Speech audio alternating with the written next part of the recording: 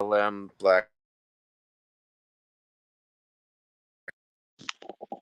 both went downtown Buffalo, New York yesterday to a BLM protest, and my interactions with those people just made me not want to interact with them ever again.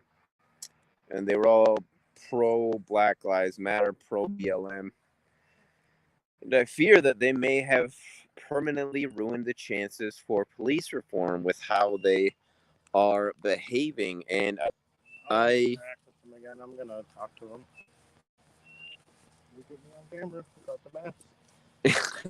and it's just I fear a huge opportunity may have been missed with regards to police reform, because I do think that we do need some sort of law enforcement, or we're going to have these types of nuts running things. That being said, police in this country don't protect Americans by and large. They protect the rich, the wealthy, the powerful, and it doesn't make any sense why a group wouldn't want more people. They wouldn't want to be inclusive and invite more people and try to get more people to join their cause, because BLM is doing almost exactly the opposite. They're pretty much getting everybody to hate them that interacts with them, who wasn't already accepted into the group. YouTubers interact with them like this.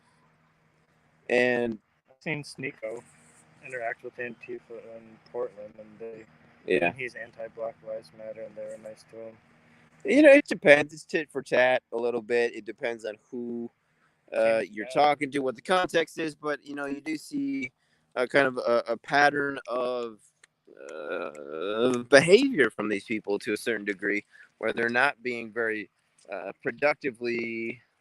They're just making things worse in many ways, and because of that, I fear that with how they speak to people, how they communicate to people, forget the fact that they likely been hijacked by at least one outside special interest group, if not more than one, whether it's the Zionists, the globalists, the communists, or all three, because there's definitely some crossover there.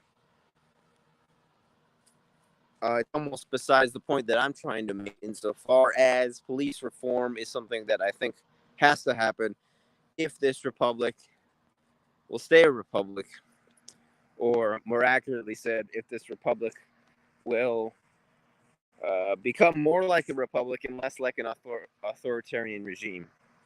I don't think there's Zionist support for BLM or Antifa, though.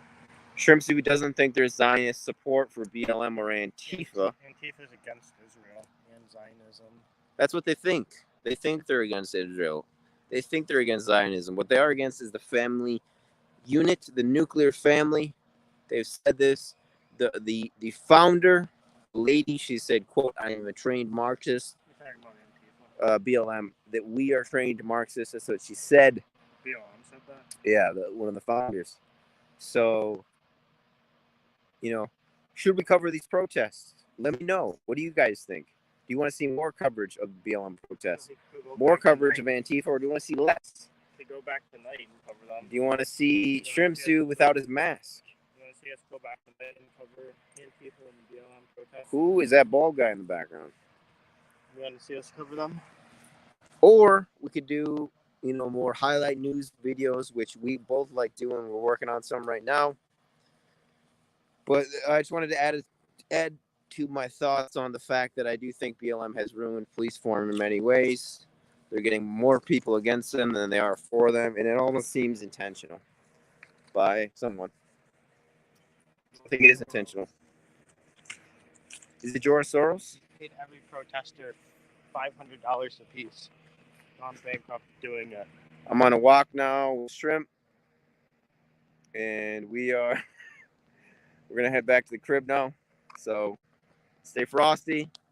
Oh, that's all? You're only giving them that much? Until next time, folks.